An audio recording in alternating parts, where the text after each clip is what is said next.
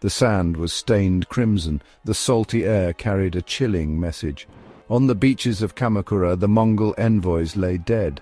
Their crime? Daring to demand the submission of Japan to the mighty Kublai Khan.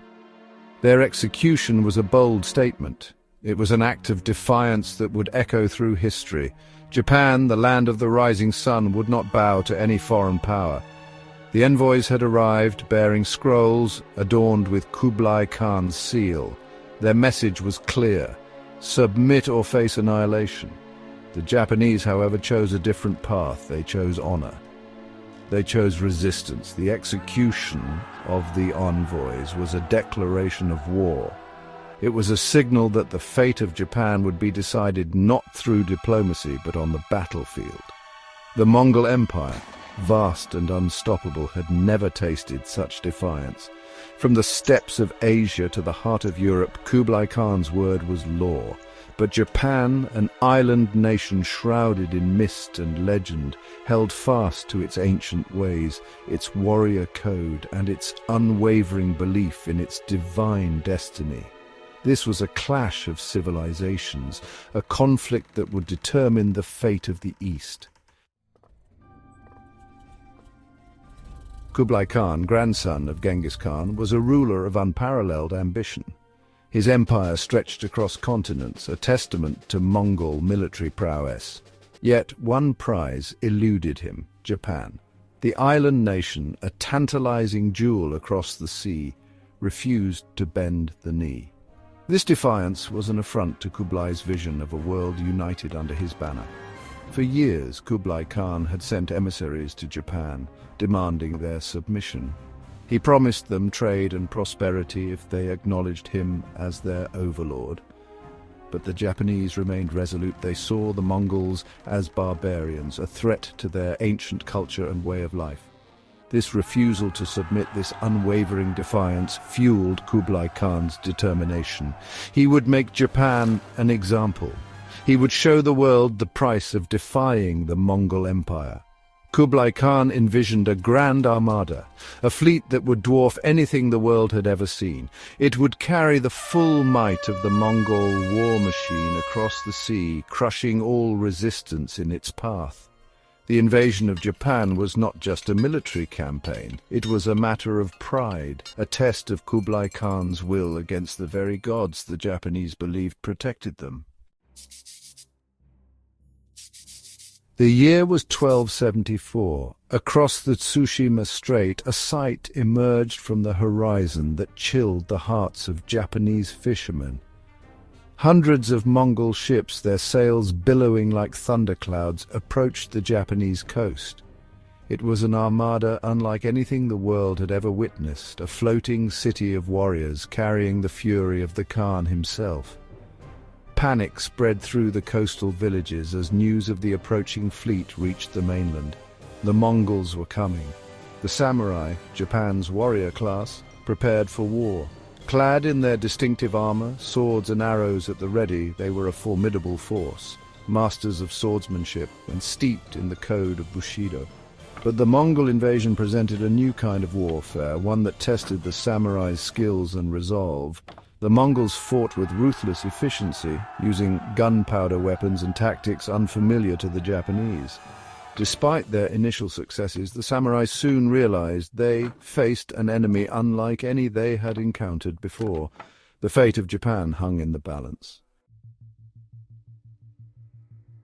Section 4. The Samurai Stand Defenders of the Divine Land. The first clash came at Hakata Bay. The Mongol army, a disciplined force of mounted archers and heavily armored infantry, stormed the beaches, their war cries echoing across the water. The samurai, outnumbered but undaunted, met the invaders head-on. The fighting was fierce and brutal, a whirlwind of steel and fury. The samurai, masters of the sword, fought with unwavering courage, their katana flashing in the sunlight as they defended their homeland. Among the Japanese commanders, one man stood out: Hojo Tokimune, the Shogun's regent. A brilliant strategist and a fearless warrior, Tokimune rallied his men, inspiring them to fight with the courage and ferocity of cornered tigers.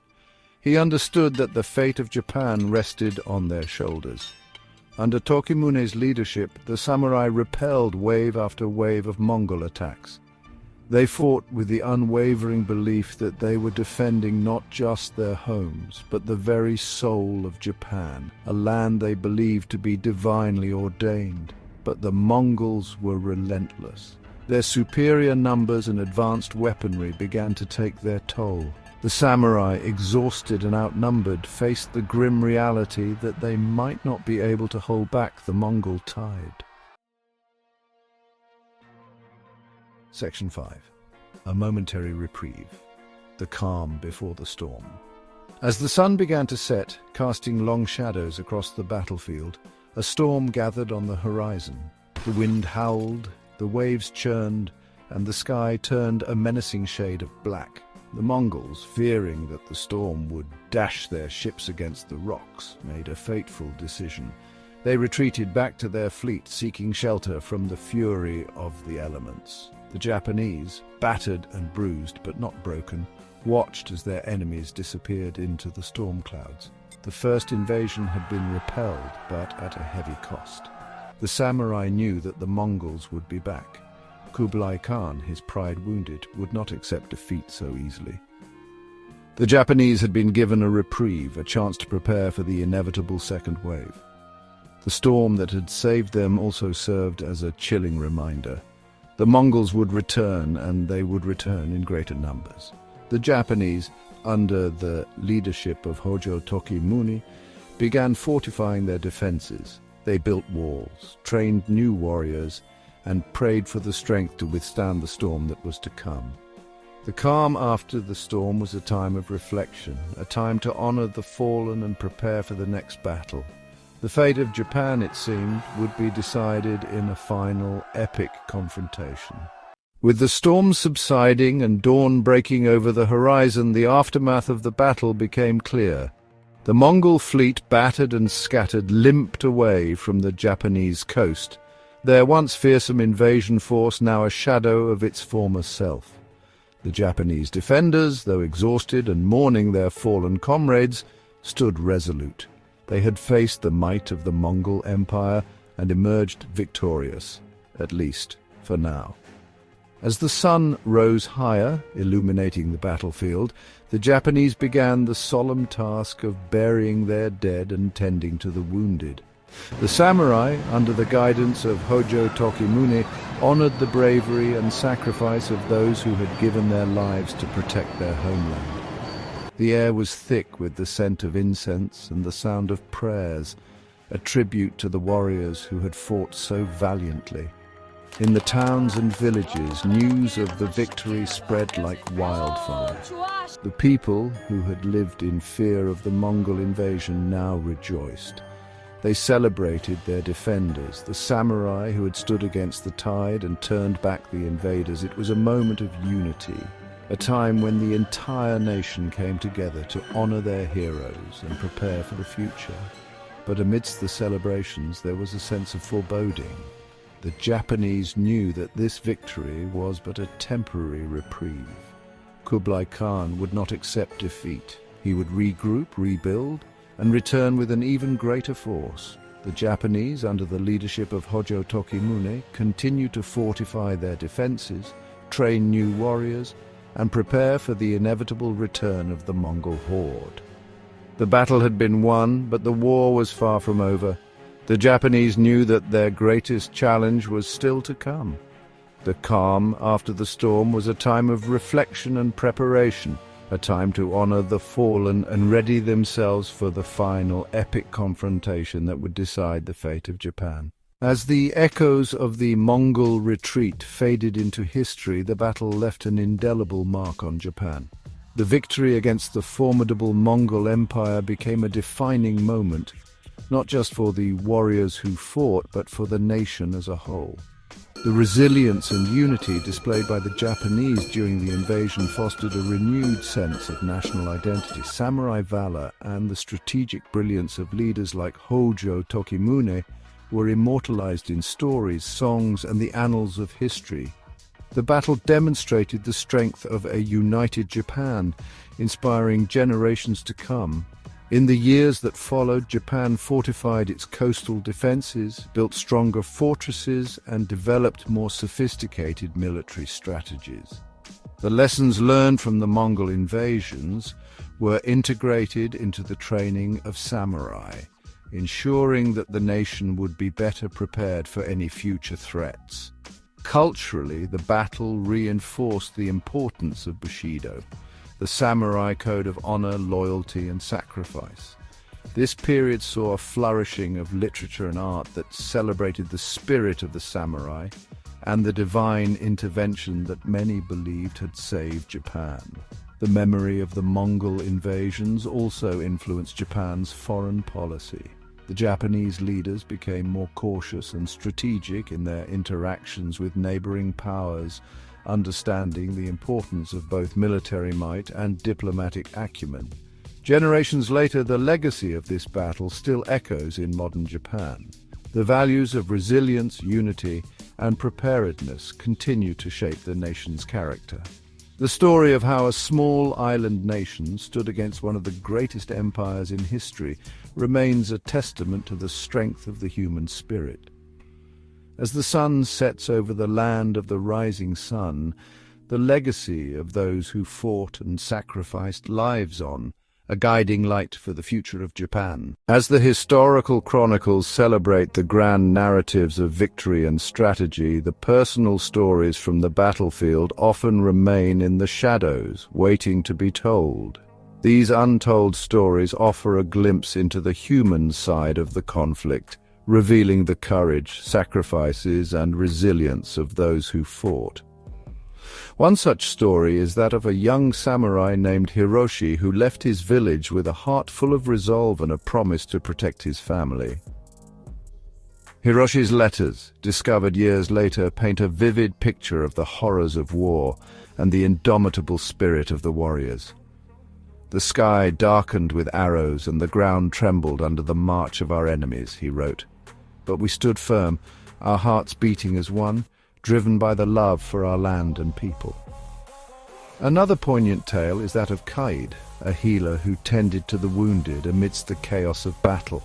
Her diary, preserved through generations, speaks of the countless lives she saved and the profound sorrow she felt for those she couldn't. "Each life lost felt like a piece of my soul departing," she penned, "yet in every bandaged wound and every life saved, I found hope and purpose." These personal accounts bring to light the individual acts of heroism and the emotional toll of the conflict. They remind us that history is not just a series of events, but a tapestry woven with the threads of countless personal experiences. The story of the Mongol invasions is incomplete without acknowledging the ordinary men and women who displayed extraordinary courage. Their stories, though less celebrated, are a testament to the resilience of the human spirit. As we reflect on these untold stories, we honor the memory of those who fought not for glory, but for love, duty, and the hope of a future free from the shadows of war. Their legacy, etched in the annals of time, serves as a poignant reminder of the true cost of conflict and the enduring strength of the human heart. The echoes of the Mongol invasions did not fade with the end of the battles. Instead, they resonated through the ages, profoundly influencing Japanese culture, art, and literature. The valor and resilience displayed during the conflict became a rich source of inspiration for artists and writers, leaving a lasting imprint on Japan's cultural landscape. Traditional Japanese paintings, known as imaki, vividly depicted the intense moments of battle and the heroic deeds of samurai. These scrolls, painstakingly crafted, served as both historical records and artistic tributes to the warriors' courage. The intricate details captured in the imaki, from the fierce expressions of the combatants to the chaotic scenes of war, brought the stories of the battlefield to life for generations to come. Literature, too, embraced the tales of the Mongol invasions. Epic poems and historical chronicles celebrated the defenders of Japan, weaving together fact and legend to create narratives that resonated deeply with the people. The Taiheki, a historical epic, immortalized the bravery of the samurai and the strategic brilliance of the Japanese leaders. Through these literary works, the spirit of the warriors continued to inspire and teach lessons of loyalty, honor, and sacrifice. Even in modern times, the legacy of the Mongol invasions finds expression in contemporary art and media. Manga and anime have reimagined the historical events, blending them with fictional elements to captivate new audiences. These modern interpretations keep the memory of the battles alive, ensuring that the stories of heroism and resilience remain relevant and engaging. The cultural impact of the Mongol invasions extends beyond the realm of art and literature. It has shaped the national identity, instilling a sense of pride in Japan's ability to withstand foreign threats. The tales of the invasions are a reminder of the strength that lies in unity and the enduring spirit of the Japanese people. As we explore the artistic and literary reflections of the Mongol invasions, we gain a deeper understanding of how history and culture are intertwined. The battle may have ended centuries ago, but its influence continues to shape the way Japan perceives itself and its place in the world. Through art and literature, the legacy of the Mongol invasions lives on, reminding us of the enduring power of human creativity and the importance of remembering our past. As we delve further into the legacy of the Mongol invasions, it's crucial to examine the strategies and tactics employed by both the Mongol forces and the Japanese defenders. This historical debate offers valuable insights into the military minds of the 13th century and the factors that determined the outcome of these pivotal battles. The Mongol army, renowned for their exceptional cavalry and innovative warfare techniques, brought with them a formidable arsenal of strategies. Their use of psychological warfare, swift maneuvers, and coordinated attacks had previously led to the conquest of vast territories. However, the Japanese forces, though initially taken by surprise, quickly adapted to the invaders' tactics. The samurai, with their deep-rooted code of honor and unparalleled skill in close combat, proved to be a resilient and formidable adversary. One of the most debated aspects of the invasions is the role of the kamikaze, or divine winds. These typhoons, which struck during both Mongol invasions, played a significant role in decimating the foreign fleets.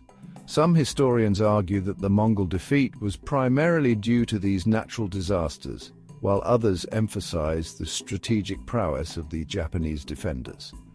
The defensive fortifications along the coastlines, the use of guerrilla tactics, and the strategic alliances formed among the Japanese clans were crucial in repelling the Mongol forces.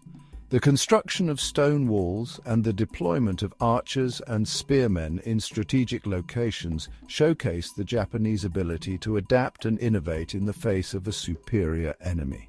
Through the lens of modern military analysis, we can appreciate the complexity and ingenuity of the strategies employed by both sides. The Mongol invasions of Japan serve as a case study in the importance of adaptability, resilience, and the impact of environmental factors on the outcomes of military campaigns. As we continue to explore this historical debate, we gain a deeper appreciation for the lessons learned from these ancient battles. The strategies and tactics of the Mongol invasions not only shaped the course of Japanese history, but also offer timeless insights into the art of warfare. The analysis of these strategies and tactics reminds us that history is not just a series of events, but a dynamic interplay of human ingenuity, environmental forces, and the indomitable spirit of those who lived through it.